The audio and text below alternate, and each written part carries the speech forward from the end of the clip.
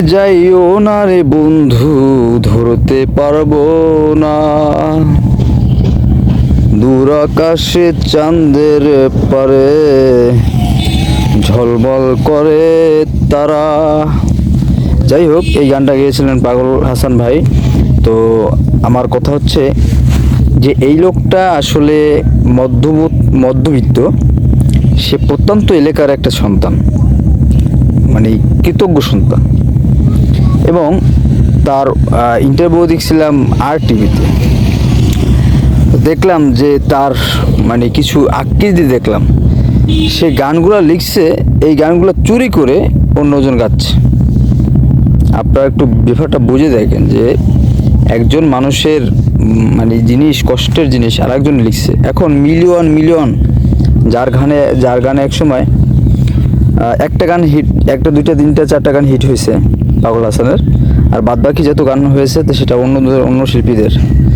আমি চাই না যে অন্য শিল্পীদের, ওনার শিল্পী কারা কোথা থেকে আসলো সেটা বড় বিষয় না। তো গেয়েছেন, তো গেয়ে যে তার নাম উপার্জন করেছেন এবং খ্যাতি উপার্জন করেছেন, তাকে সেই ক্ষেত্রে আমি জানাচ্ছি যে ভালো করেছেন। এবং তার মৃত্যুতে আমরা শোকাহত, কিন্তু এরকম যে শিল্পী, এই যে বাংলার বাউল শিল্পী যে মারা যাবে, এটা আশ্চর্যজনক একটা বিষয়। তবে আল্লাহর ডাকে সে সাড়া দিয়েছেন, এটা হচ্ছে মূল কথা। তো কষ্ট সবারও লাগে, আমিও তার ফ্যান, ভালোবাসি তাকে অ্যাজুয়ালি একজন শিল্পী হিসেবে, একটা কন্টেন্ট ক্রিয়েটার হিসেবে এবং একটা শিল্পী হিসেবে তাকে ভালোবাসি। এবং দেখা যাচ্ছে মানুষ বিভিন্ন তার সিস্টেমে এটা করতেছে।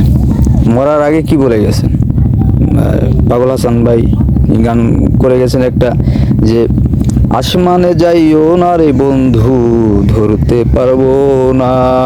আমি বলতেছি পাগল হাসান ভাই, যে পোল্ট্রিটা আমাদের সাথে নিয়েছেন, সেটা আপনাকে ধরতে পারলাম না।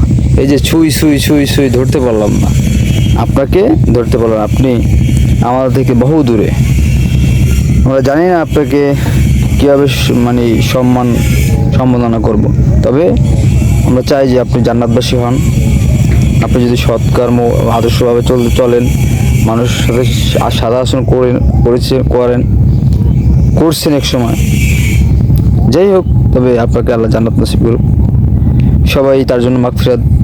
আমরা যে একটা ব্যাপার, আমরা আসলে কথা কর ভাষা নাই যে কি বলবো, এখানে তার আত্মার মাগফিরাতের কামনা করা ছাড়া কিছু উপায় দেখতেছি না। যাই হোক, মনটা অনেক খারাপ ভাইয়ের জন্য। তো বেশি বেশি শেয়ার করবেন ভিডিওটা এবং সাবস্ক্রাইব করবেন, যাতে মন এমনিতেই খারাপ, আমাদেরও খারাপ, জানি না। তবে ভিডিও করতে গেলে দেখা যাচ্ছে আপনারা কম ভিডিও দেখে চলে যান। তো আমি প্রফেশনাল শিল্পী না, আমি একজন কন্টেন্ট ক্রিয়েটার, জাস্ট 2 লাইন বললাম আর কি। যাই হোক, ভালো থাকেন, সুস্থ থাকেন।